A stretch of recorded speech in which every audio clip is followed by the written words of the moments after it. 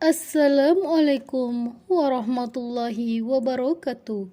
Pemirsa beriman, seperti yang dituliskan bahwa penciptaan langit dan bumi memakan waktu 6 hari. Allah subhanahu wa ta'ala berfirman, dan dialah yang menciptakan langit dan bumi dalam 6 hari. Quran Surah Hud ayat 7. Namun, di dalam surat Yasin ayat 82, Allah subhanahu wa ta'ala berfirman, sesungguhnya perintahnya apabila dia menghendaki sesuatu hanyalah berkata kepadanya, jadilah, maka terjadilah ia. Quran Surah Yasin ayat 82. Dan di dalam surat Al-Qamar, Allah subhanahu wa ta'ala berfirman, dan perintah kami hanyalah dengan satu perkataan, seperti kejapan mata. Quran Surah Al-Qamar ayat 50. Dengan begitu, Allah Maha menciptakan segala sesuatu dalam sekejap, maka seharusnya tidak memakan waktu yang lama baginya untuk menciptakan langit dan bumi. Lantas, kenapa Allah menciptakan langit dan bumi selama 6 hari? Apa alasan serta hikmah yang terkandung di dalamnya? Inilah ulasannya. Allah jelas punya kapasitas untuk membuat langit dan bumi dalam sekejap dengan satu kata. Tapi Allah subhanahu wa ta'ala tidak melakukan itu karena ia ingin hambanya belajar untuk tidak tergesa-gesa ketika mengerjakan segala sesuatu. Allah menyebutkan kronologi penciptaan langit dan bumi di dalam Quran Surah An-Naziat ayat 27-33. Allah subhanahu wa ta'ala berfirman, apakah penciptaan kamu yang lebih hebat, ataukah langit yang telah dibangunnya?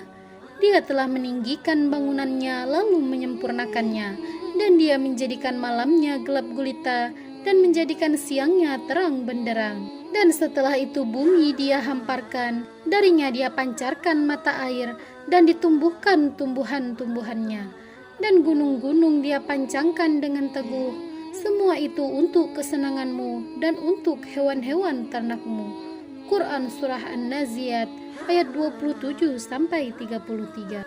Dari ayat tersebut, jelas Allah menciptakan langit dan bumi tidak main-main. Allah subhanahu wa ta'ala berfirman, dan tidaklah kami ciptakan langit dan bumi dan segala yang ada di antara keduanya dengan bermain-main. Quran Surah Al-Anbiya ayat 16. Maka seluruh benda di alam semesta ini berotasi dan berevolusi secara teratur, tidak berubah ataupun berlawanan. Semuanya tunduk dan patuh terhadap kehendak dan perintah Allah subhanahu wa ta'ala. Semua itu agar hambanya melihat kebesaran Allah dan belajar darinya, bahwa perkara mereka telah diatur sedemikian rupa dengan sempurna dan tanpa tergesa-gesa, agar hambanya meyakini pertemuan dengan Rabb-Nya dan mengerjakan amal-amal soleh.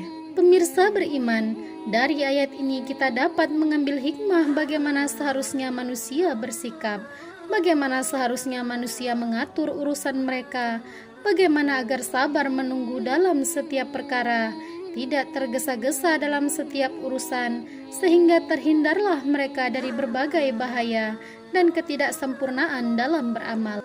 Karena Allah tidak berkata, kasiro amala, siapa yang paling banyak amalnya, tetapi Allah berkata, ahsanu amala, yang paling baik amalnya.